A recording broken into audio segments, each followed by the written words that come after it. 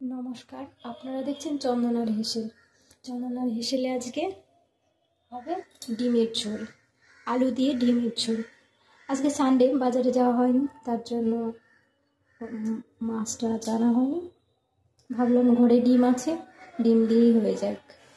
তো আপনারা দেখুন, পাশে থাকুন। ভিডিওটি ভালো লাগলে লাইক, কমেন্ট, শেয়ার করুন। আর ফেসবুক থেকে অবশ্যই ফলো করবেন, আর ইউটিউব থেকে সাবস্ক্রাইব করে দেবেন। তো চলুন দেখা যাক। প্রথমে আমি ডিমের ঝোলের জন্য গোটা গরম মশলা নিয়েছি, এগুলো আমি হালকা ভেজে নেব। বেশি ভাজার দরকার নেই, জাস্ট একটু ভাজা।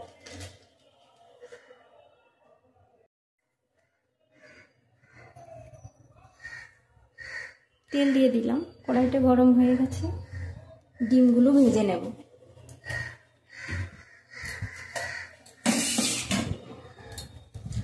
আর ডিমে আমি নুন হলুদ দিয়ে মেখে নেব, তারপর গরম তেলে দিয়ে দেব।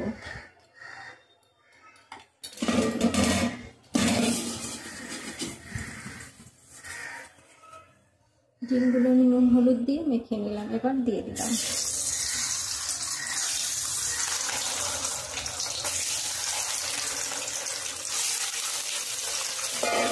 আর আপনারা ঠিক এভাবেই করবেন।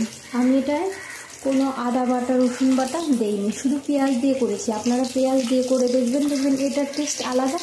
আর পেঁয়াজ, রসুন আর আদা বাটা দিয়ে যেটা, সেটার টেস্ট আলাদা। এভাবে একবার করে খেয়ে দেখবেন।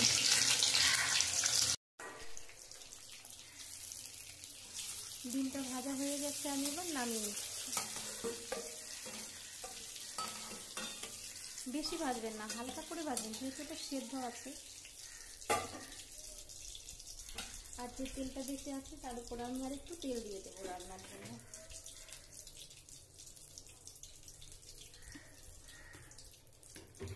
আমি সবসময় চেষ্টা করি কম তেলে রান্নার জন্য। প্রথমে আমি গরম তেলে দিয়ে দিচ্ছি গোটা গরম মশলা। উনুনের আঁচটা আমি বাড়িয়ে দিলাম।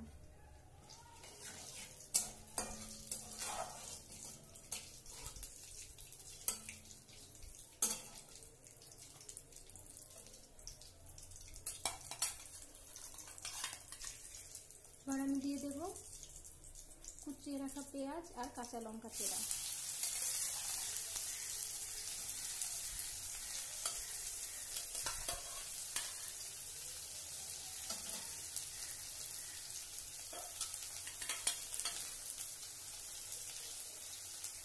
আপনারা যদি চান যে আমি কাঁচা লঙ্কা দিয়ে করবো না শুকনো লঙ্কা দিয়ে করবো, সেটাও করতে পারেন। আমি কাঁচা লঙ্কা দিয়ে মেনলি করি। আমি শুধু কালারের জন্য একটু শুকনো লঙ্কার গুঁড়ো দিয়ে দিই। তবে সবার চেষ্টা করা উচিত কাঁচা লঙ্কা দিয়ে খাওয়া। আমার ভাজা হয়ে গেছে মোটামুটি। এবার আমি মশলাগুলো দিয়ে দেবো, গুঁড়ো মশলাগুলো। প্রথমে আমি হলুদ দিয়ে দিচ্ছি, এতটা পরিমাণ হলুদ দিয়ে দিলাম। তারপর দেবো ধনের গুঁড়ো,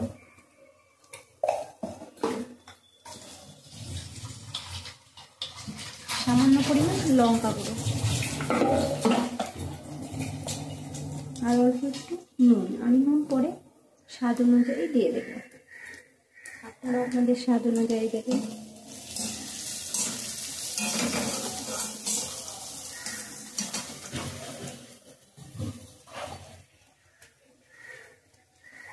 মশলাটা পুড়ে যাবে, তার জন্য আমি সামান্য পরিমাণ জল দিয়ে দিচ্ছি।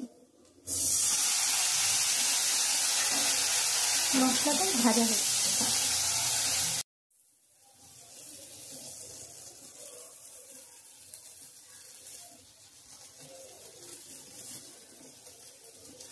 মশলাটা আমার ভালো করে কষানো হয়ে গেছে, তেল ছেড়ে দিয়েছে। এবার আমি আলুগুলো দিয়ে দেবো। আমি আলুটা ডিমের সঙ্গে হালকা সেদ্ধ করে নিয়েছি। উনুনের আঁচটা আমি কমিয়ে দিচ্ছি।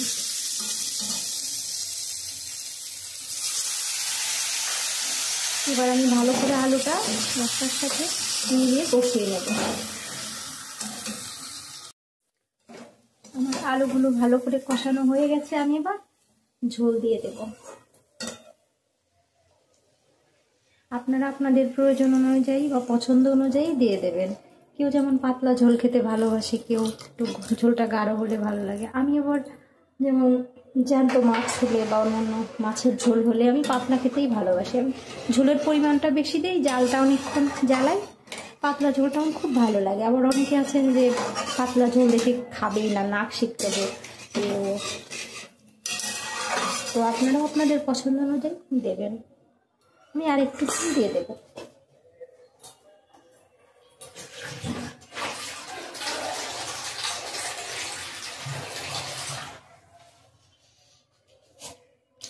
আমি আর অল্প পরিমাণ ঝোল দিয়ে দিলাম। ঝোলটা ফুটে উঠেছে, আমি এবার ডিমগুলো দিয়ে দেবো।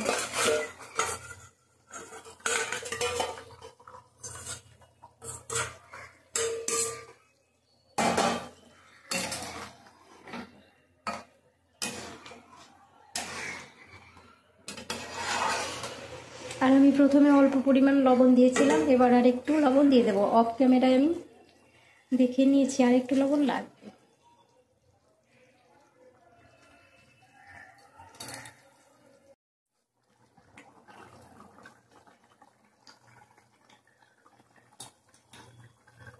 আমার রান্নাটা প্রায় কমপ্লিট হয়ে গেছে, ঝোলটা ভালোভাবে ফুটে উঠেছে।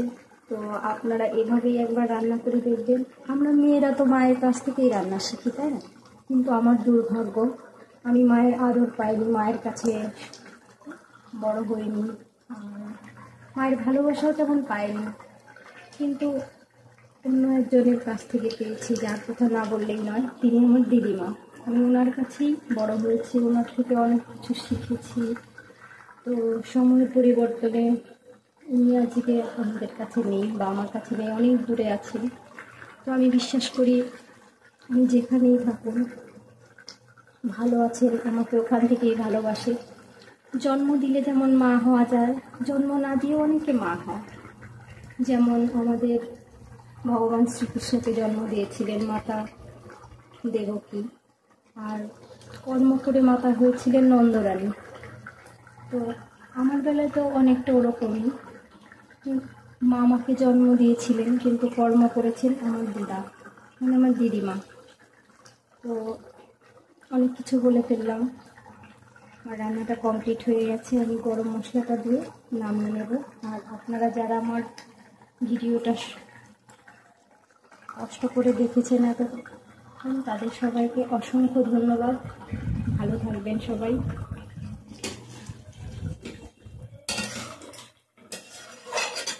আমি গরম মশলাটা দিয়ে দিয়েছি, ঝোলটা গাঢ় হয়ে গেছে। এবার আমি গ্যাসটা অফ করে দেবো।